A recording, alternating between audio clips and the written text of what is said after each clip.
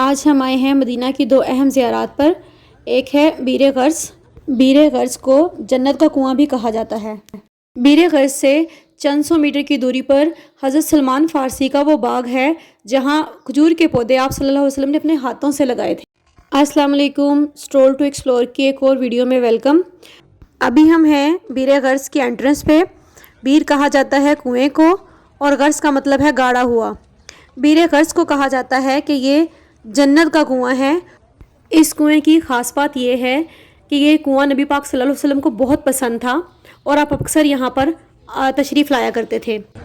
سرکار دو عالم جب اس دنیا سے پردہ فرماتے ہیں تو آپ کو اس کنویں کے پانی سے غسل دیا گیا تھا۔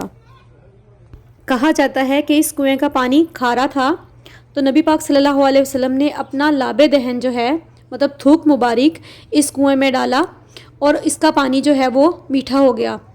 تاریخ میں یہ بھی ہے کہ آپ صلی اللہ علیہ وسلم نے اس کنویں میں شہد بھی ڈالا تھا۔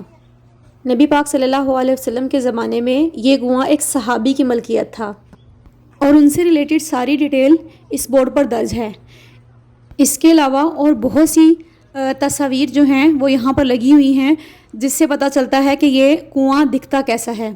جیسے یہ تصویر کنویں کے اندرونی حصے کو شو کر رہی ہے جس میں سیڑھیاں لگی ہوئی ہیں، اور اس پکچر میں اوورال کنویں کا جو ایریا ہے وہ سارا ایریا یہاں پر ہے، اور وہ جو سامنے محراب نظر آ رہا ہے اس سے اس وقت ایک کمرہ بنا دیا گیا ہے جہاں پر لوگ نوافل وغیرہ جو ہیں وہ ادا کرتے ہیں۔ آگے ویڈیو میں شو کرتی ہوں آپ لوگوں کو وہ روم جہاں ہم نے نوافل ادا کیے تھے، اور یہ جو پکچر ہے یہ کنویں کی دیواروں کو شو کر رہی ہے۔ اس کنویں سے ریلیٹڈ تمام انفارمیشن یہاں پر جگہ جگہ درج ہے۔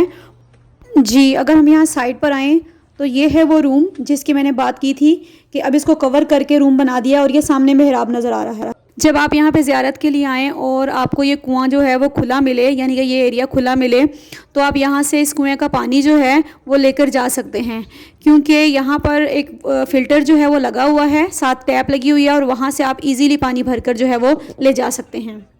ابھی تو کنواں اور اس کے ارد گرد کا تمام ایریا جو ہے وہ جالیاں لگا کر بند کر دیا گیا ہے، لیکن اس سے پہلے یہاں پر سٹیئرز تھیں اور ان سٹیئرز سے نیچے جا کر پھر کنویں سے پانی جو ہے وہ نکالا جاتا تھا۔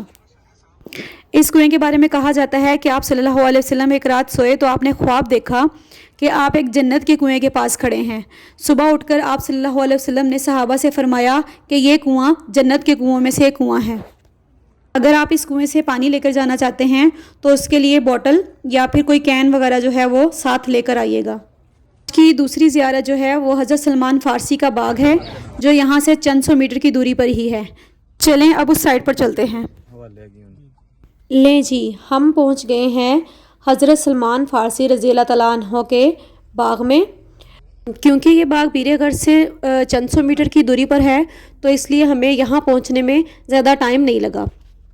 ایکچولی میری کوشش ہے کہ میں ان تمام زیارات سے ریلیٹڈ جو بھی ہسٹوریکل فیکٹس ہیں وہ آپ لوگوں کو بتاؤں، کیونکہ جب میں فرسٹ ٹائم وزٹ کیا تھا میں نے تب مجھے ان ساری باتوں کا نہیں پتہ تھا، تو اب جب میں سیکنڈ ٹائم دوبارہ آئی ہوں یہاں پر تو مجھے تھا کہ میں وہ تمام انفارمیشن آپ لوگوں کو دوں، اسپیشلی ان لوگوں کے لیے جو گائیڈ کے بغیر یہاں آتے ہیں، جس طرح ہم گائیڈ کے بغیر آئے ہیں۔ حضرت سلمان فارسی ایک یہودی کے ہاں غلام تھے، اور اس یہودی نے آپ کی آزادی کے لیے شرط یہ رکھی تھی کہ 300 کھجوروں کے درخت جب وہ پھل دینا شروع ہو جائیں گے اور ساتھ چاندی۔ آپ صلی اللہ علیہ وسلم نے صحابہ کرام کی مدد سے 300 پودے جو ہیں وہ اکٹھے کروائے اور پھر ان پودوں کو اپنے ہاتھوں سے لگایا، اور آپ صلی اللہ علیہ وسلم کے ہاتھوں کی برکت سے اس باغ نے کچھ ہی سال میں پھل دینا شروع کر دیا، اور اس طرح حضرت سلمان فارسی آزاد ہو گئے۔ ویڈیو کو لائک اور شیئر ضرور کیجیے گا۔ تھینک یو سو مچ۔ اللہ حافظ۔